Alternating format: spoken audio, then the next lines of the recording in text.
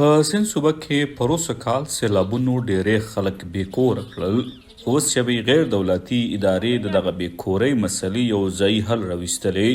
پاکستان هیریټیج فاونډیشن د بېکوره کورنیو ته د کورونو جوړولو لپاره بانسونه او نور په آبادۍ کې استعمالیدونکي مواد ورکوي او بیا ترې د خلک په خپلو لاسو ځان ته کورونه جوړوي.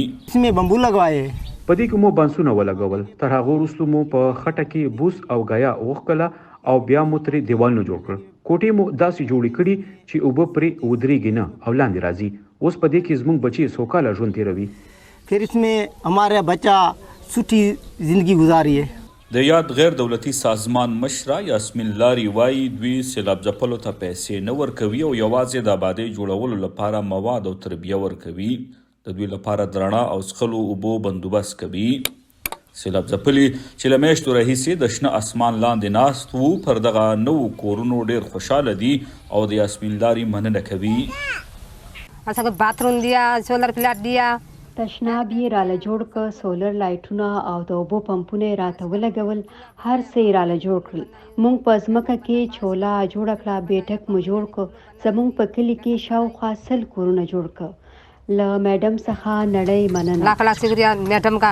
غیر دولتي سازمان پاکستان هیریټیج فاونډیشن وایي هدف یې د هرې سیلاب ځپلې کورنۍ لپاره کم از کم د یوې کوټې کور جوړول او پکې ورته بنیادي اسانتیاوې برابرول دي. د ادارې تر دې دمه په ټوله سند صوبه کې د سیلاب ځپلو لپاره شاوخوا 4000 کورونه جوړ کړي دي چې تقریبا 1000 یې په ټنډو الایار کې دي. Within 6 months, almost all the 1,000 families, all the 13 villages. په شپږو میاشتو کې دننه تقریبا ټولې 1000 کورنۍ یا ټول 14 کلي چې زما په خیال 80% جوړیږي د دا ډول کورونو له کبله خودکفیله شو، ځکه چې دوی په دې هر څه کې ژوره دلچسپي وښوده. په دې کې د کورنۍ په سر په ما نږدې 40,000 روپۍ خرچه راغله. 145 or 6 pounds per family.